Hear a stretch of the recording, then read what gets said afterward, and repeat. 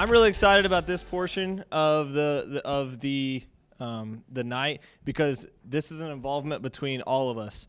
We're going to open up the panel, and we're just going to have some guys and ladies on the panel to answer questions from the crowd. I know this has been a long day of thick stuff that you think through and a lot of perspectives. We're going to try to have the most diverse group as possible in a panel, and the only non-diverse portion of it is they're all some sort of Asbury, or I think they all go to the same church as well. So that says a lot about that church, I guess. But we're excited. So if you guys could come up here and sit down, that would be fabulous. What we're going to do is if somebody could, when you ask a question, and when we do this, we have about 30 minutes, so we can't have every person's perspective answered in every question. That's one of my least favorite things about panel discussions at conferences. We get like 2 questions in, and then every single person has answered it. So what we're going to do is if you have a question, would you particularly ask it to a specific person? And maybe if somebody would want to chime in after that, that would be great. So without further ado, I'm going to introduce some of them. We have Madeline Smart here on this side. What makes it diverse about having Madeline on this panel is she is a white woman that grew up in Japan and grew up in a culture where her ethnicity was not the majority. And so it's going to be a really cool perspective where oftentimes here, and especially in the South, a person that was growing up white is the majority, and everything is pretty normal for them. Well, it wasn't normal for Madeline, and so she's going to have a really cool perspective about being who she is. And next, we have Trey Calvin. You guys got to hear him earlier. He is a cool guy. I'll give him a plug. You know, he's pretty cool. He's like knows sign language. No, but he really is one of my best friends, and we've been friends for a long time. We met each other in college. He's from El Paso. He offers a really cool perspective of diversity because his mother is white and his father is black. And so he has lived in a lifestyle of reconciliation. He has lived in a lifestyle of not always feeling like a black man and not always feeling like a white man. And he is stuck in the middle and sometimes not accepted by either. And I'm sure those will come out in some of his answers as well. And I love that guy. Next to him is Ivan Ramirez. He is from Bovina, Texas. He is Hispanic, if you guys have eyeballs. He's a really cool man. We went to college together as well. He wants to do sports ministry. He has grown up in a primarily Hispanic environment where I believe Spanish is his first language in his house. So growing up in a culture of small town Texas, that's not uncommon in the Panhandle, but it's also not favored in the Panhandle. And so Ivan is going to bring some really cool Hispanic perspective, a perspective that most of us in Texas are fairly familiar with, but in Kentucky, they're not, unless you live in Versailles, and there's some other issues there that we cannot get into today. Ivan, is there anything else you'd like me to say? Is that good? Cool. He's also a cool guy. Rogerio is also cool. If he was to introduce himself, he would say, "My name is Roger," and I would say, "That is not your name. His name is Rogerio," and he says Roger to make us feel more confident in saying his name, and I think we should learn how to say Rogerio. Amen. So I call him Rogerio, and I'm sure I'm butchering that, but I'm trying. And he is a teaching pastor at the church I attend, New City Church. We actually all go to church there, which is not intended, actually, but it all just happened to happen. Rogerio just came on staff with us, and he is from Brazil. He is an immigration lawyer and a pastor, so he is dope. Like, that man is smart. He is a very good preacher and loves watches. As you can tell, it's on his I'm just spouting random facts about these people. One particular thing about his watches that he likes currently is the ones that are not battery powered, and they work on them on their own. And he showed me the backside of one of them, and you can see through it. It is really cool. That's just a fact about Rogério. It has nothing to do with his reconciliation profile. But as an immigration lawyer, he sees a lot of things, especially when that comes to where our current political system is, especially on the topic of immigration and how we can combat that as a church and as Christians and as Americans and as somebody who's come from a completely different culture and speaks.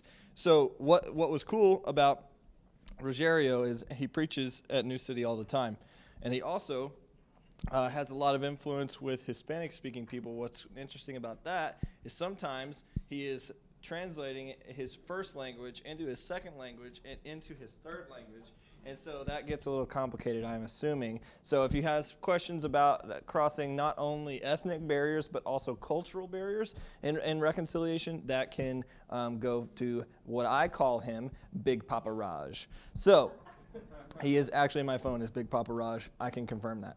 So, without further ado, when you guys ask the questions, I'm going to restate it and then hand it to the person that wants to say the question, so that we can get the recording, and so they know what the heck the question is. So, otherwise, that won't make any sense. Okay.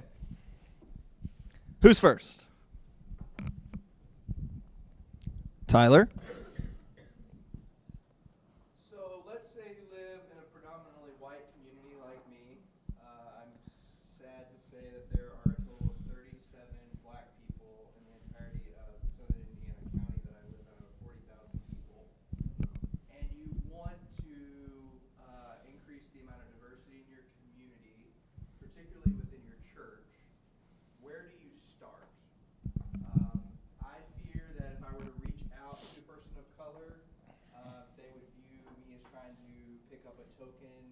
Person of color. I don't want to do that. I don't want to appear paternalistic. Right. So where do I start? Okay. What's the best way of going about that? So when you're in a particularly rural context, how do you start how do you start expanding into diversity when there's lots of homogeneous relationships that go back centuries and centuries and centuries? So I'm sure that is directed towards Roger? Anybody. All right. Rogério, can you answer that one? Well, first of all, at 37 only African American, I think it's a very small number. But I think the beginning would be you do what we are supposed to. The second commandment, what is it? To love them. Okay, because if you love them, you're going to be a good neighbor. And he'll notice that. Say, well, that guy does not treat me like all the other white guys. And this will, I think, will break the ice. That will give you opportunity to explain to him why you were different.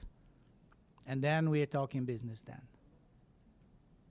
Because you're going to be able to show to him that you are different, not because of yourself, but because the one you have in you, which is Christ. And when he comes in us, we are supposed to be a new creation. Right, and all this racial division that is a sin in itself, but it's a strategy that our enemy has to separate us, to divide us. And if he can divide us even more, we are going to defeat ourselves. Right. So if we do what we are commanded to do, I think you are pretty good.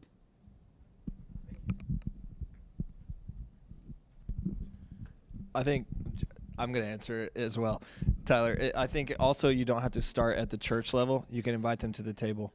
And interpersonal relationships go a long way. Yeah, go ahead. Let's go. One of the things that particularly that context makes a problem is the best place for it to start is to start from the people in the pew making friends and relationships at work across their homogeneous communities. And when you are in a situation like that, they aren't going to do that because their whole world is the same. And so a part of the responsibility is to teach about the folks that aren't there so that folks will be sensitive to who's not in the room. And your congregation will become the people who on the job, in the restaurants, will not allow the kinds of jokes to be told or the kinds of microaggressions to happen, even just joking about somebody, because it's safe to do. And so you begin to teach and just say, this is the world we live in. You see it on television. And then you can get to, bringing people from work. Thank you all.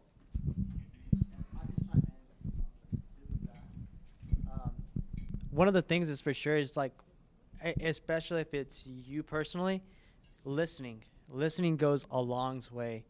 Instead of you trying to answer their questions, ask them the question, let them talk, because that makes it even more powerful.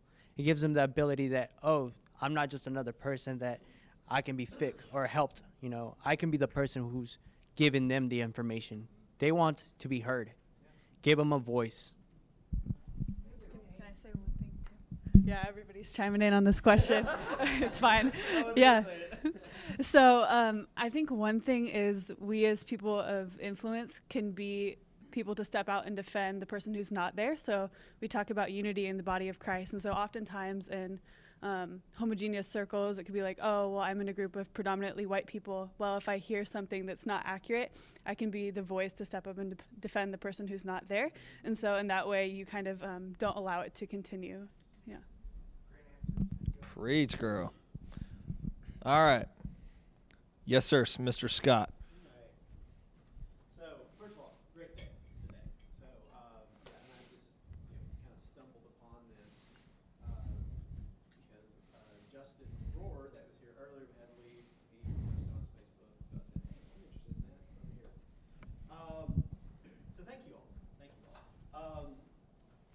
So I'm with Bluegrass Community Foundation. Part of why I'm here today is we have something every year called On the Table, and we're going to focus our On the Table conversations, which are coming up on March 27th.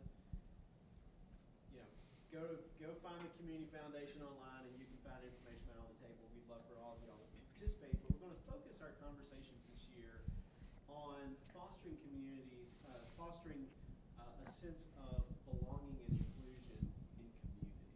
So that's what drew me to this, because those things tie in pretty well together. So getting right to my question, and I will pose my question to, I'm sorry, I forgot your name. Madeline.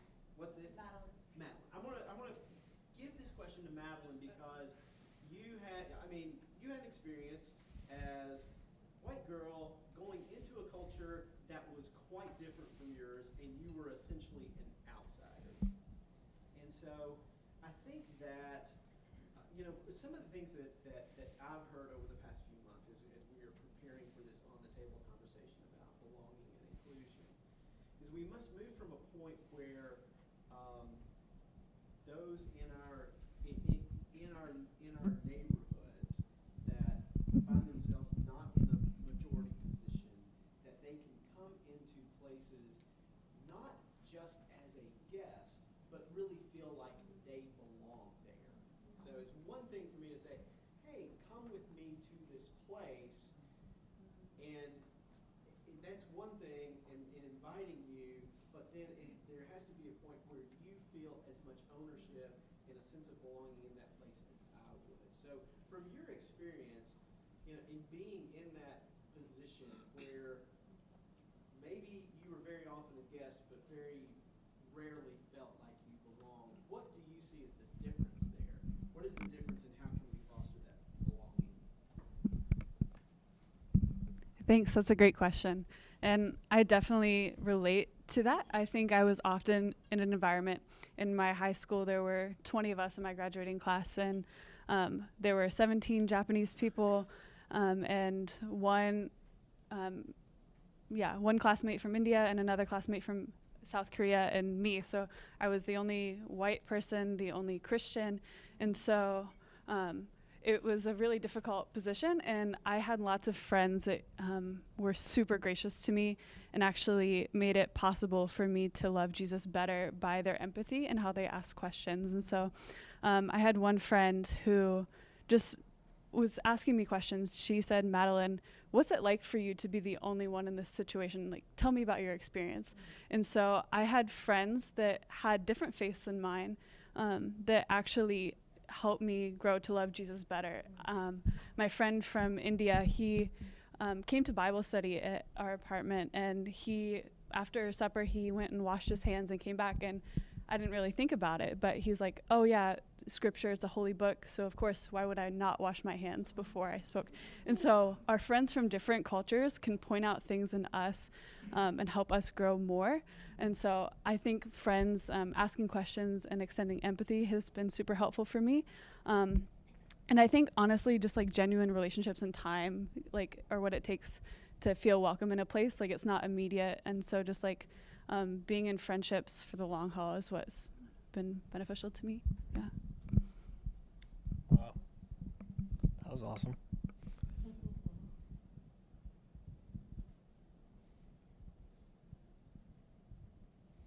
Okay, I guess I should transition.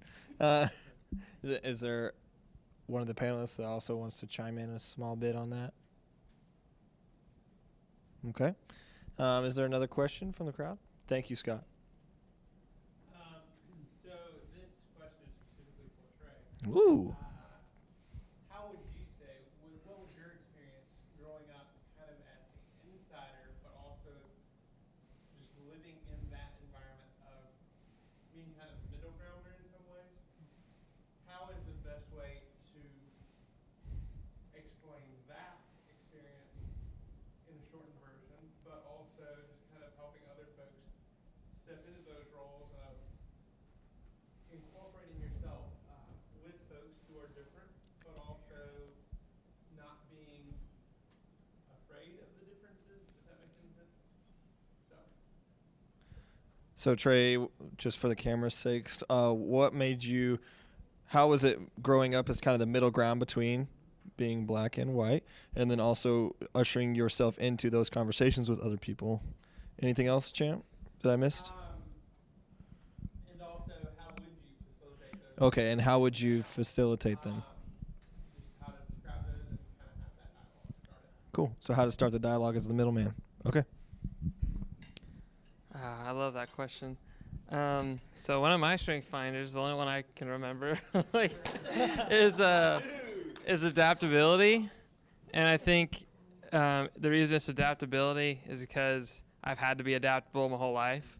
Because I've lived in the West, and I've lived in the South, and I've lived in a highly Hispanic context, where everyone that wasn't Hispanic was the minority. Like, all the white people lived on the military base, basically, and there's some black people here and there. But so, like, I always say that I have an adaptability of, like, personality and the way I can talk to people, because, I mean, obviously, y'all kind of know, different races, sometimes we talk a little different around each other, right? Like, you know, if I'm going to go talk to Joy, we might talk a little different than if I'm going to go talk to someone that's white. No offense. It's not like a racist thing or how. It's just a cultural thing, because for me, like, when I hang out with my family at Thanksgiving, my black family, let me tell you, it's lit. But like there's so many different, like, just something simple like Thanksgiving is so different. Like, you know, like white people like to have Thanksgiving dinner at like 2.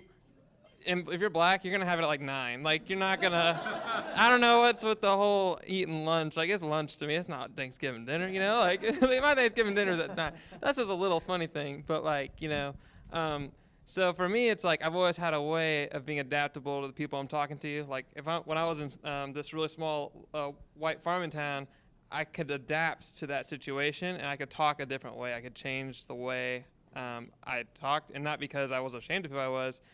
I just like to meet people where they are, because like you said, I'm a middle ground person, so for me it's easy just to kind of go from circle to circle. So talking to those people, I could kind of talk a little bit, you know, sometimes I add a little bit of a twang to my voice, not because I'm trying to imitate them, make fun of them.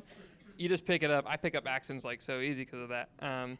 you know, versus if I'm going to go talk to some African American folk or, you know, some people from the city, business people, different things like that. Everyone's got their interview voice, you know. But for me, it's like a cultural like voice I can just pick up anywhere I go just because of my upbringing. So I've just had to learn, and just it's kind of like it's instinct for me just to know how to talk between people. But sometimes I do struggle with bridging it between, because I can see, it's like for me, I see the whole picture, where a lot of people in different races only can see half of the picture. And so like a lot of like my black friends don't really know what it's like to go to a white family gathering and like be a part of this white family gathering. Like, I'm not just someone visiting, it is my family, and vice versa. And it comes with like different political things of like, you know, like I know a lot of people that probably have never even really talked to a police officer, where I've got my father-in-law who's been in law enforcement for a long time, and also a bunch of my good friends are in law enforcement. So like I get to talk to them. I don't rely on others to tell me what to think of that, because I get to hear from them firsthand their hearts behind it, which inspires the heck out of me. But it's also vice versa, you know. So I've just always had to find just ways to be adaptable and just love on people for who they are, but just like also coming to understanding. It's even helped me with like a Hispanic culture, because you know, all my friends in high school called me an honorary Mexican, like, because I was the only person in my whole friend group that wasn't Hispanic. And so it's just like, they were just like, hey, you fit enough of the quota to be an honorary Mexican. So like, I've gotten to even kind of step into that realm a little bit. So just like finding ways you can bridge between, and just being able to say like, well, here, you have this idea and this perspective, but I have lived on that side. So let me tell you a little bit of my perspective, because it's different than yours. And I mean, it's extremely unique because there's not a lot of mixed people, even compared to like the African American population is pretty small. I think smaller than people realize, like population wise in the United States, but the mix is even like smaller. So it's just given me good experience with that. That's a question for you. So no one else is half. Sadie. Stand up. I'm also gonna break the rules a little bit and maybe like let this question be for like everybody, because sorry. But Shut it down. a common theme that we heard from Ivan and also Madeline is about empathy, about listening, about asking questions. And so the reason I want to ask this to the broader audience and like all panel is based on your experience of being a minority in a certain culture or being an outsider in some instances. What are ways and tips that you can give people to listen well? What kind of questions should we ask? What kind of questions should we not ask? Because a lot of us operate in just like an assumption of what is good, what's offensive, what's not. So we just are blind to some of those prejudices that we might have. So it may be from your own experience, what are some ways that you've been offended by a question, even if it was an innocent question or an innocent assumption? And what are some ways that people have treated that really well? Just for some practical advice for us going forward. So practical advice on what things you should say and shouldn't say, and questions you should ask and shouldn't ask in terms of empathy and having empathetic relationships with other people. Is that a good way of summarizing? Cool. Okay, two things. The first is shorten your apology before you ask the question, because the longer you apologize, the more offensive I'm already thinking it's gonna be. Like sometimes people will be like, okay, so I gotta ask you this question, and like, please do not get offended. Like, it's not like I'm not racist, and I'm just totally ignorant, and please, like, hey, I'm about to say it. Don't like just.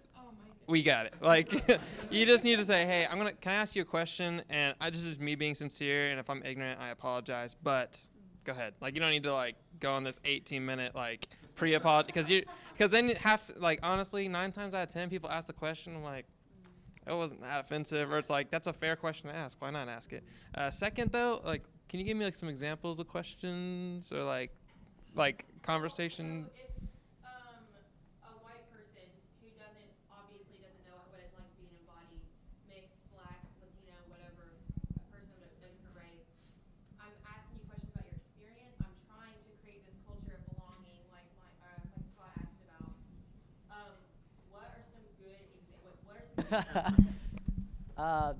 So as for me, growing up, like I was always confused with being white instead of being Hispanic.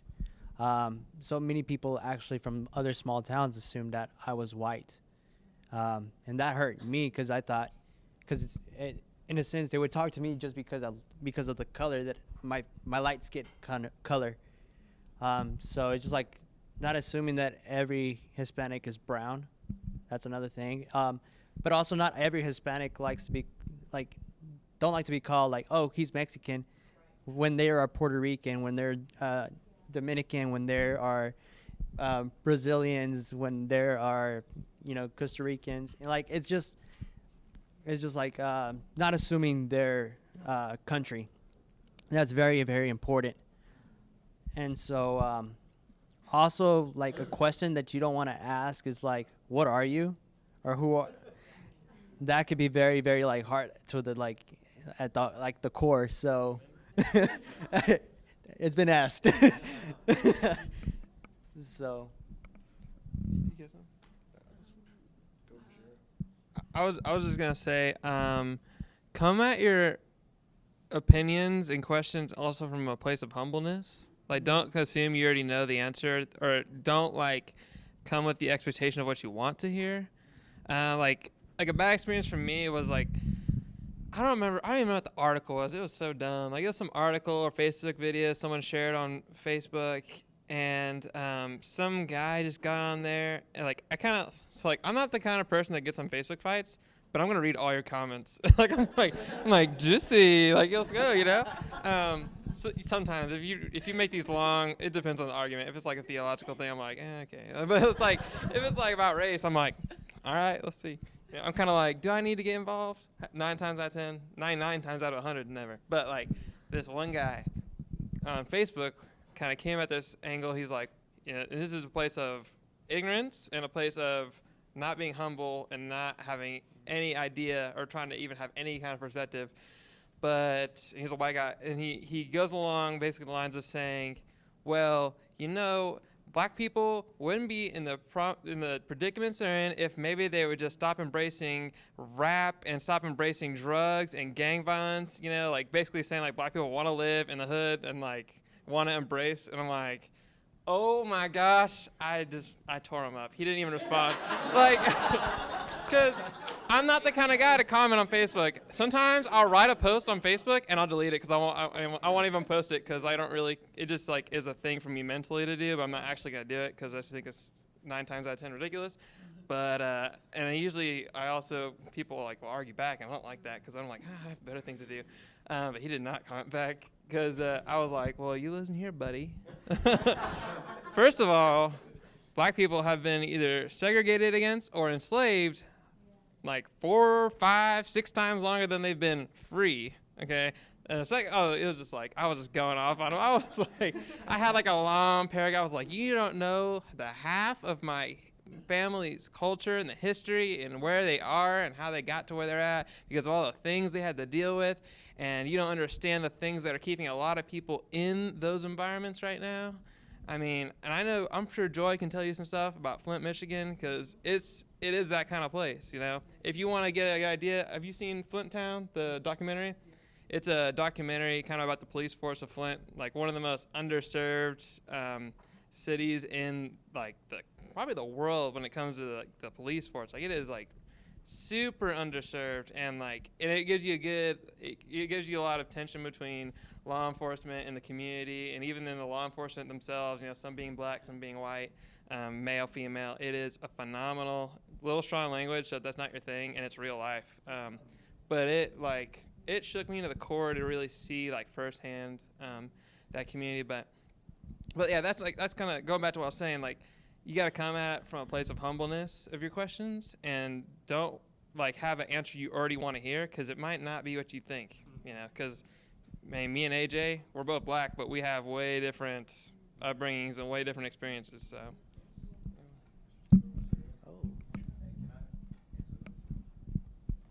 Take the mic. No, take the mic.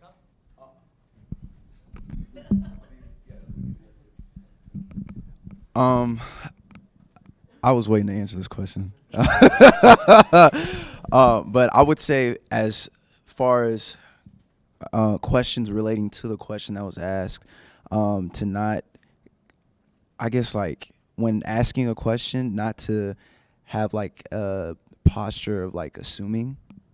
I remember, I want to say I was in high school. I think this dude was my friend. I don't know. But it was just out of the blue one day, guy had asked me, "Hey, AJ, do you have a dad?" I was like, no, because I mean, actually, I don't know my dad. And I was like, no. Why'd you ask? He was like, "Oh, I knew that. Ha, whatever." Kind of, like in like a joking matter, but still like it held some weight to it, because I'm like, okay, so you assume that I don't have it, okay, because I guess that's like the perceived, thing that you've, I guess, been taught, just pick up from somewhere. So yeah, there's like other countless things too, but yeah, just like having like the posture of like assuming, and just like very stereotypical things. Just have had bad experiences with that, but yes, don't assume. It's never a good thing, and not just for black people, but just for anybody of any ethnicity, not to assume, oh, because they're this, that must mean they go through this or this, which, I mean, in some cases it might be true. The guy that asked me that question, he wasn't wrong, but the way that he came at it, was obviously not a place of being humble. Even though he was right. So yeah, I just wanted to share that little blurb.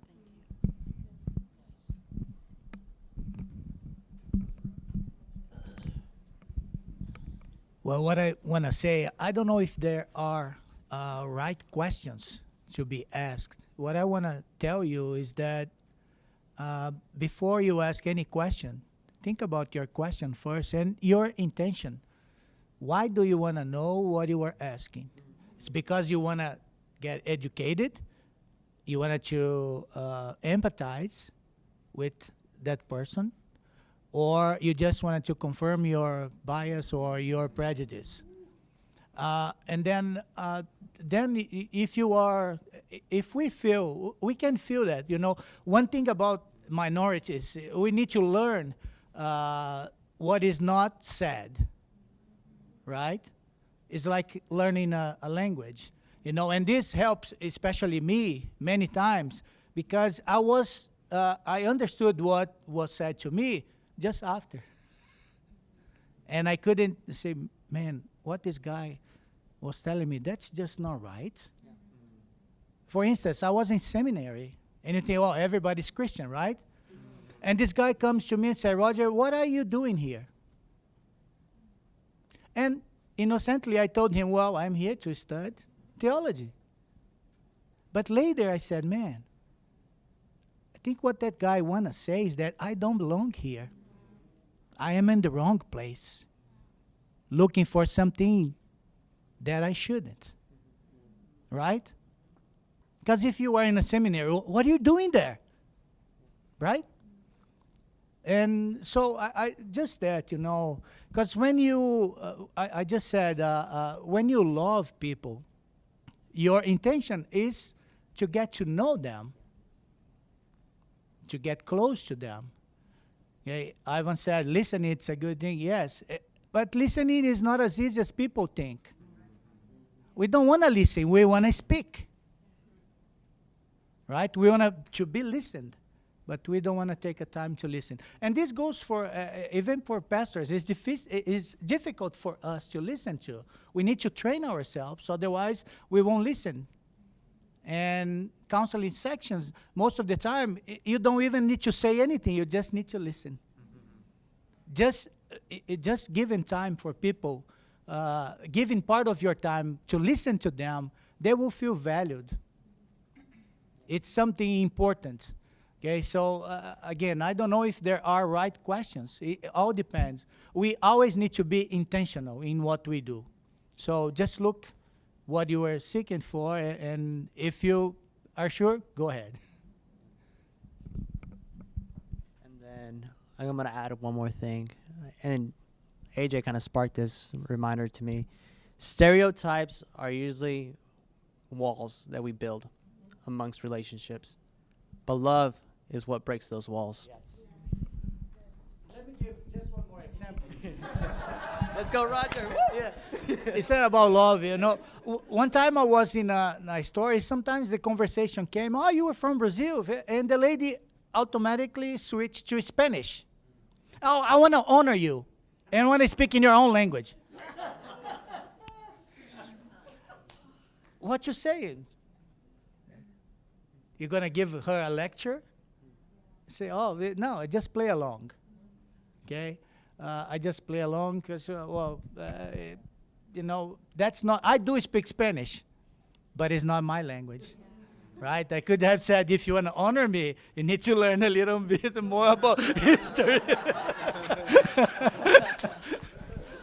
But this is what Ivan said. We need to love them, not condemn them. If I say that, what's going to happen? She will shut down. She will feel ashamed. And the bridge that we are supposed to build is broken, and now there's no way to rebuild that. So just play along sometimes too.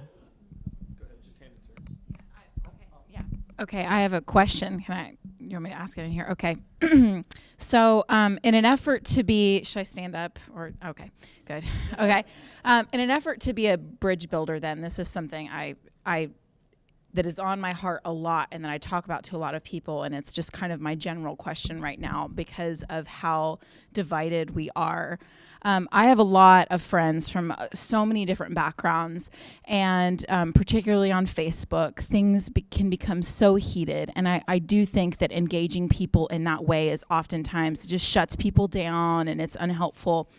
But yet I'm aware that some of my friends, because of their political leanings, post things or say things or wear certain political attire that is microaggressive. It is racist, but they don't know that it's racist. They don't know the pain that they're doing to the people around them, the damage that they're doing relationally, and what that feels like for other people. And so I worry about, what do I say, what do I do? Because when you try to approach people about those things and talk to them, it's like immediately things get shut down, and they begin defending their political ideology when that's not the point. It's about compassion. It's about loving people, and I feel really passionate about it just because recently I had a conversation with a friend of mine who's African American, and I shared with her some of my understanding of things that are going on, and she started weeping. Because she's in these circles where she's completely alone. Everybody's so conservative and has these really strongly held beliefs and is blasting all these things on Facebook that makes her feel alone and ashamed and embarrassed, and she feels like she has no place in the body of Christ. So what does it look like from a ministry position to reach across and understand the people who are being racist without knowing it, and to give them a voice and understand them and love on them? But I feel like my privilege as a white person, it's my responsibility in some way to hold them to account and make them aware of what they're saying, what they're doing, and they don't even know. But I don't know how. I really struggle. And then not making them feel isolated. Like, what does it look like to be an ambassador of Christ in that situation? I would love to speak to this too. Thanks for your question. That's great and super important. There's so many different things there. And I think when you're addressing these issues that can often be polarizing and political within the body of Christ, I think that's the place where you start, as kind of Joy said, as image bearers. So when you come into these conversations, kind of like this conference actually, we came into it first with a biblical worldview and perspective, and then from that place of like understanding our identity as creatures marked with the image of God, then you can get into these conversations from the perspective of love first before political lenses, because if you go the other way around, then people aren't going to listen to what you have to say about Jesus because they're more focused on what you think about partisan political issues. So I think like first you have to understand that image of God and like facets of that image of God. First, you're able to speak the truth in love. So like from the perspective of love, to call out people in relationship, because outside of relationship, that just makes more of a division, right? But in relationship to people, you can say like, I love you, and what you're saying is probably hurting other people, because it's probably not out to hurt other people, but it's out of ignorance that they're saying those things. But I think also sometimes that is harder and more difficult to talk about is being grounded in your image of God, and then being able to receive criticism in love, because I think that's a lot harder. And because I don't think any of us are like fully there yet, right? We all have a distance to go. We're all being formed more to look like Christ. So in that like posture of humility, as we've talked about earlier, it's like, okay, knowing that I'm rooted in Jesus, like what someone has to say is not going to shake who I am. So because that's disassociated, you can receive that criticism and love and like move forward in that relationship. I'll stop preaching now. We are gonna do one more question. I would just I will put this out here. Does anyone have a particular question in terms of Rogério's experience with immigration law? Just want to give that an opportunity. If not, it's okay. You can talk about it to him later. But nope. Okay. So one more question.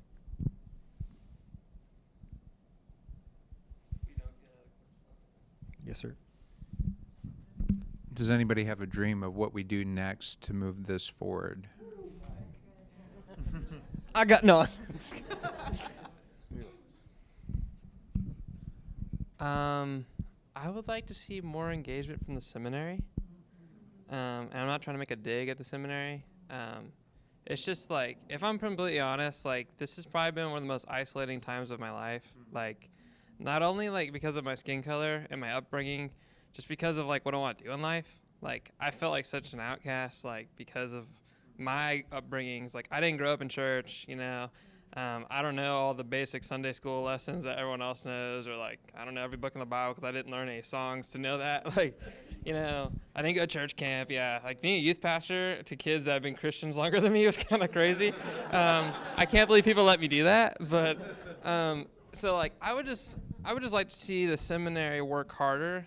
I'd like to see, and like a lot of people in this room are in those circles, and a lot of people in this room are also in other circles in Lexington and everything. But I would just like to see like more people taking steps like this to do things like this, give more people voices. Like I don't know, I don't think we should have 1 or 2 people a year coming to chapel to talk about that kind of stuff. And not that I'm saying like, you know, the most important thing about chapel is the gospel, but this is the gospel. And I really think, like, you know, I like what Joy said in chapel about, you know, like, I don't go just to be the token, like, Black History Month preacher.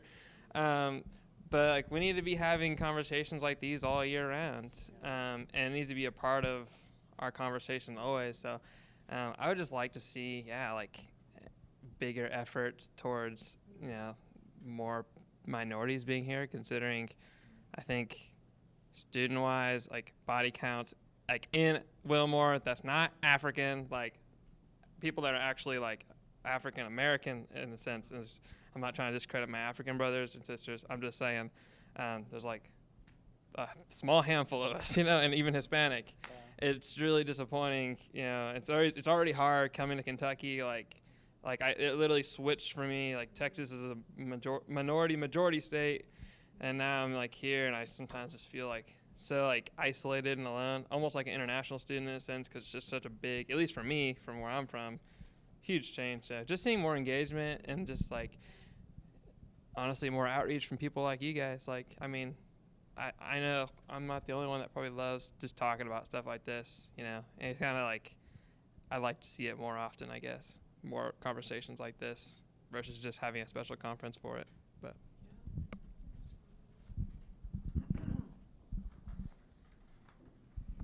I can say this because I'm not here anymore.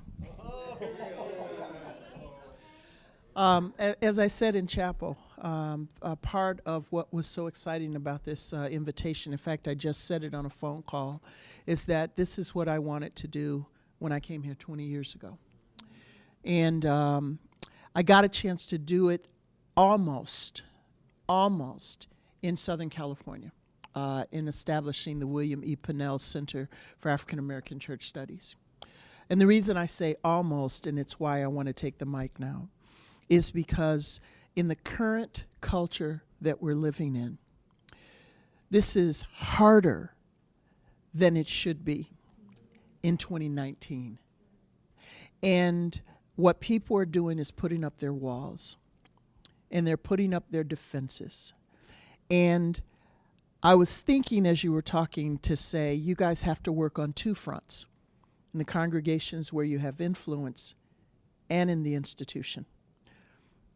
And I'm going to raise that as a question as I say it, because maybe what you can do that would be the most influential would be to work on the front of the seminary. When I was here, there were more African American students. There was more diversity of students, at least in what I saw in chapel today. And I thought about a conversation I had with a fella at Garrett, which is where I did my seminary work, that I knew nothing about. And yes, she told me. And he said that he sat in the office of the diversity faculty person, and that person said, you need to make a decision. Are you going to do your work for your career, which means be quiet, graduate, and go? Or are you going to make a difference for people that come after you? And he was part of a group of students that decided that they were going to make a difference, which is why my experience at Garrett was not what his experience was, because they laid the groundwork. So you're saying that and you're asking the question, I just want to throw out to say it would be a major task, but also a gift for you guys to do that right here. And the hard part of it is not being angry. When I think I told you, my first job here was my birth certificate, Director of Women and Ethnic Ministries. And when I stepped out of that role, well, I became Director of Student Life. And when I stepped out of Director of Student Life to become faculty, several students, black and white, came to me and said, if you step out of this position, all of these efforts will die. And I said no. Maxie Dunham was the president then. I said no, because Maxie brought me here because that's a concern of his. And then I watched as the numbers went down and down and down. And I said to Dr. Tennant when he became the president here, I said, you need to watch the growth of people of color online and in Florida, because you will wind up with a segregated Wilmore campus. And the reality is that that's what it looks like. And it makes it harder for any person to come as an individual, because that's what you wind up being. So the challenge is, how do you respond that's not going to be in your face anger, but is going to be a loving sense of, if the kingdom of God is going to be evident here, we have to look like what Revelation says it's going to be. Every nation and everybody from those nations.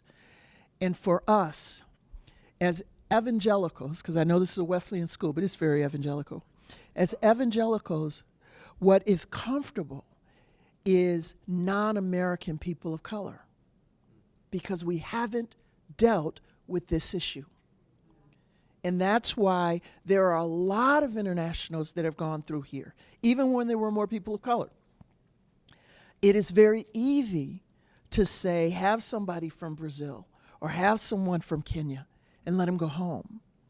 But to own up to the fact that I'm American, that's a harder question. And if you take that as your task, you won't just change this seminary. You will change the church, and that will change the world. Pray about that. Give that some question. You're still going to have to do it on the other front, but it would be a gift. Thanks. Wowzers. Good. Thank you, Joey.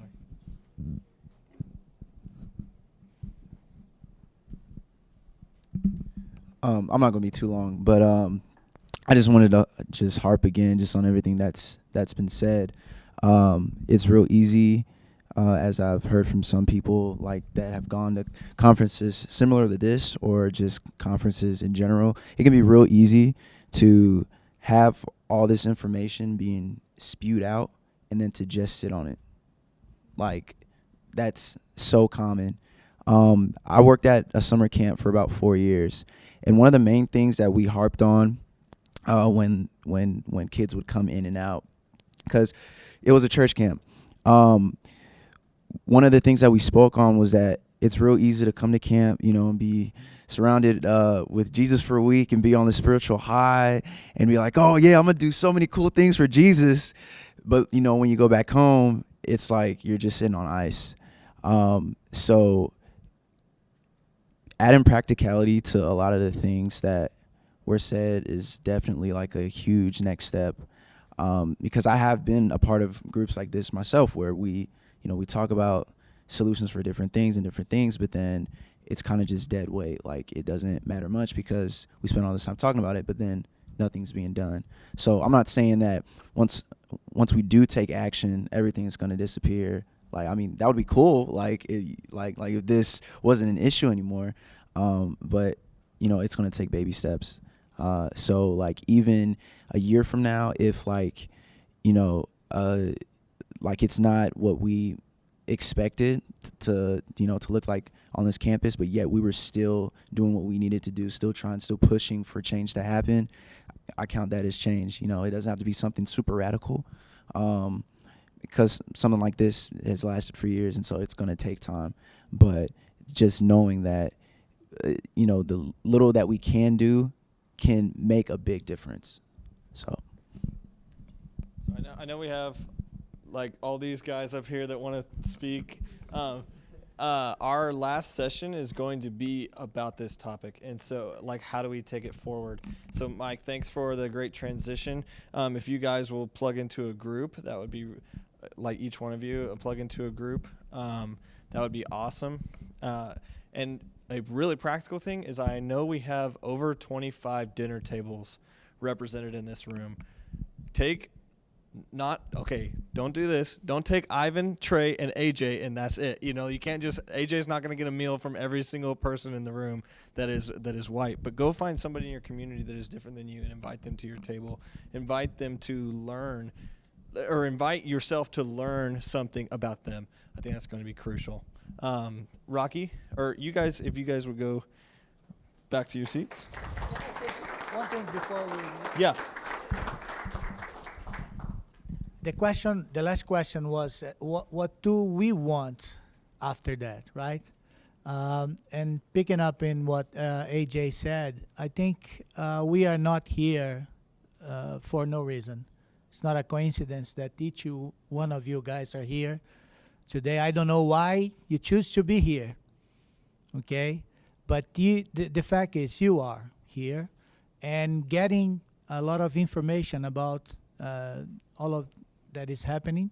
We lived that, but most of you guys haven't. So I think what I desire is that reverse the question and transfer to you guys, challenge you guys. What are you going to do with all the information you received here today? Just have in mind that what we lived as Christians today, it started with 12 men. If with Jesus, with those 12 men, they were able to change the world, we are more than 12 here. What are we going to do with that? Okay, don't just, as AJ said, don't just get all this information, put in your shelf, and leave it there. Leave and make a difference in your community. People will notice, and they will want to know why. Thank you, Rosario. Thank you guys for standing up here and